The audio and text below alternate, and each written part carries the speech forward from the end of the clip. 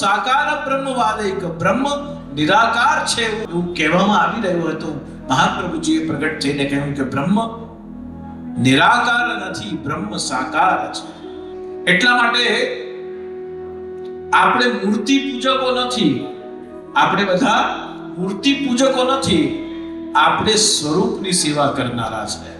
બજારમાં જે વેચાતા મળે છે એમની આપણે સેવા કરતા નથી, પણ લઈને આવીએ અને જેમાં પ્રાણ પુરાય છે, જે આપણી જે અનુભૂતિ કરતો થાય છે અને જે પ્રતિષ્ઠિત છે, જે સેવ્ય છે, એ આપણા માટે સેવ્ય સ્વરૂપ છે.